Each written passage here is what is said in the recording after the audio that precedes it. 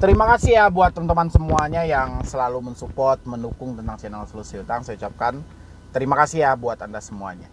Jadi ini seperti yang saya bilang kemarin, saya coba membahas satu persatu tentang resiko gagal bayar di pinjol legal dan yang terdaftar ya. Dan hari ini paling banyak ditanyakan tentang Kredivo ya. Kredivo di sini juga banyak yang bertanya.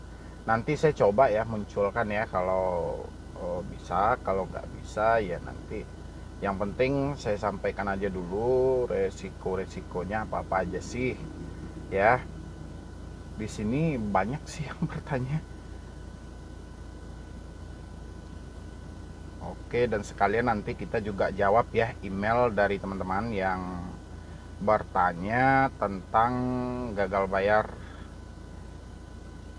Ya, kita coba juga jawab nanti. Oke, di sini ini dari mana nih? Oke, jadi yang kita bahas hari ini ya cuman resiko gagal bayar di Kredivo dulu ya. Besok dengar dari rekan-rekan juga ya di daerah Padang.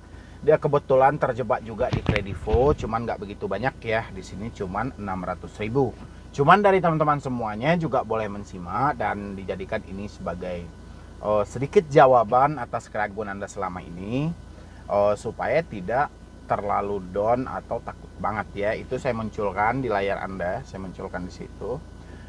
Bang, ini ya, ini nomor orangnya saya sensor dan di sini ada juga versi dengan bahasa Padang ya di sini ya. Cuman yang paling atas ini masih bahasa Indonesia dan mudah untuk dipahami. Bang, kalau terkait Kredivo gimana bang?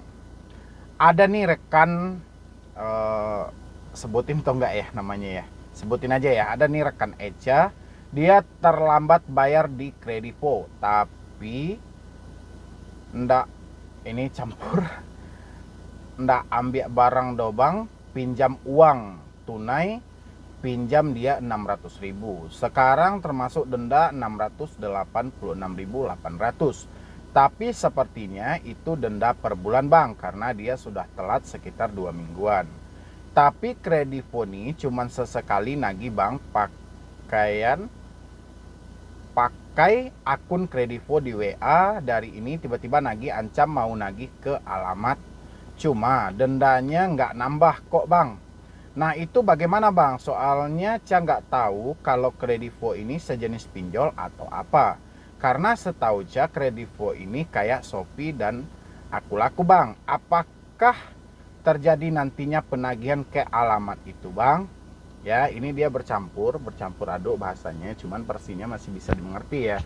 Jadi di sini dia melontarkan bahwa si teman dia itu minjam di Kredivo tapi bukan pembelian barang melainkan pinjaman uang sebesar 600.000. Tapi sekarang termasuk dendanya 686.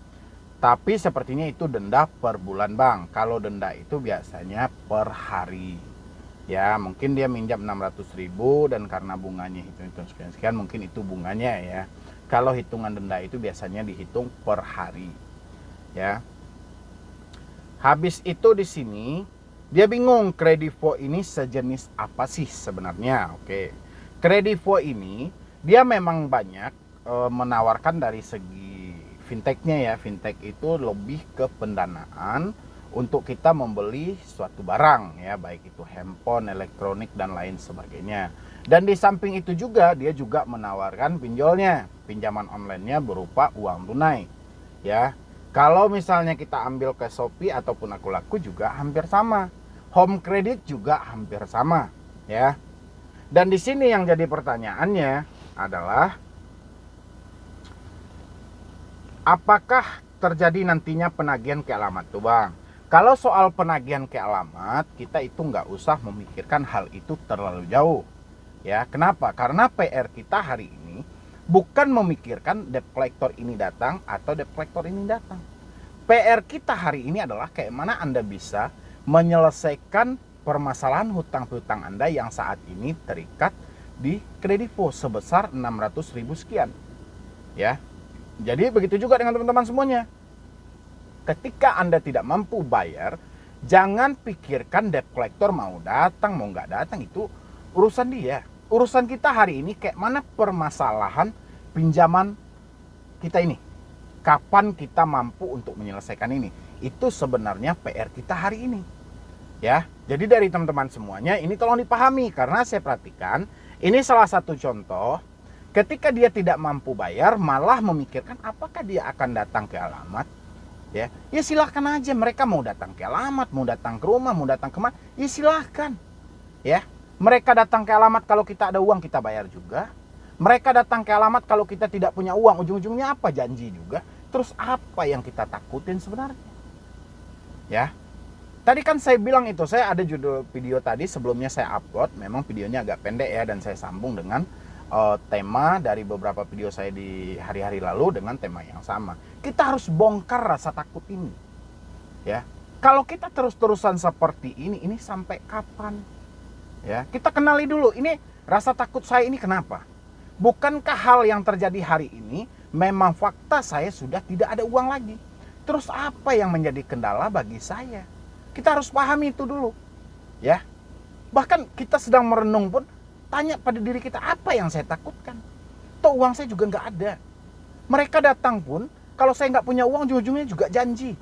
Ya, mereka nggak datang pun kalau saya punya uang saya transfer. Tanya ke diri Anda seperti itu.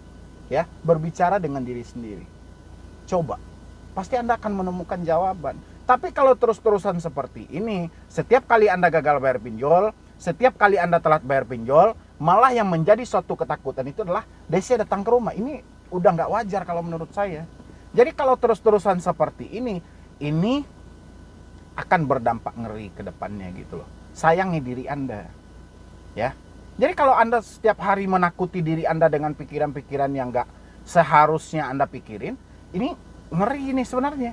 Berarti sama aja Anda tidak sayang dengan diri Anda. Ketika beban pikiran ini sudah berat, otomatis nafsu makan berkurang.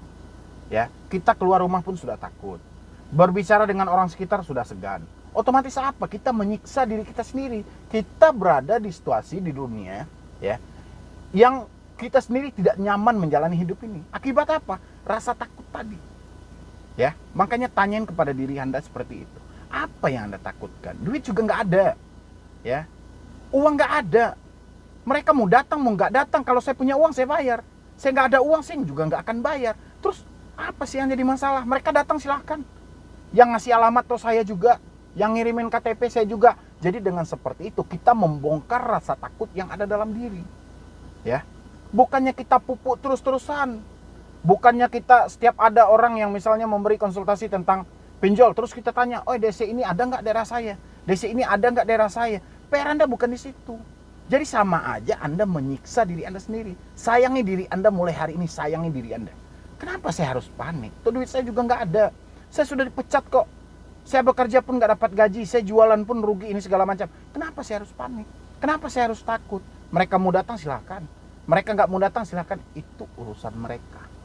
Ya, jadi buat teman-teman semuanya, jadi kalau dari saya kurang lebih seperti itu. Kalau kita gagal bayar di Kredivo, mau mereka datang, mau nggak datang itu nggak urusan kita. Kalau mereka masih standar operasional penagihan, ya atau standar operasional peraturan SOP-nya, kita ladenin dengan cara baik. Kita berikan alasan kita yang valid dan di samping itu kita usahakan. Tapi kalau mereka sudah keluar dari SOP-nya, baru kita bisa kumpulkan buktinya dan kita report ke Otoritas Jasa Keuangan. Kalau debt collector yang punya ulah, kita bisa laporkan ke AFPI atau APPI, ya, atau ke OJK langsung kita reportnya. Jadi nggak ada hal-hal itu yang harus dicemaskan. Mau mereka proses ke jalur hukum ancamannya, mau datang ke rumah, mau apalagi terserah mereka. Yang penting hari ini bongkar rasa takut yang ada dalam diri Anda. Jangan dijadikan ini sebagai ladang hal yang harus memperpanik pikiran Anda. Ya. Jadi mungkin dari saya cuma itu aja, ya kurang lebih. Jadi walaupun ini yang saya bahas hutangnya 600.000, bukan berarti hutang 1 juta berbeda, hutang 10 juta berbeda. Yang namanya hutang itu sama, mau kecil mau besar itu sama. Ya. Jadi Anda yang gagal bayar di Kredivo, telat bayar di Kredivo, jangan panik lagi. Tetap berusaha, saya yakin selagi ada keyakinan dan kemauan, insya Allah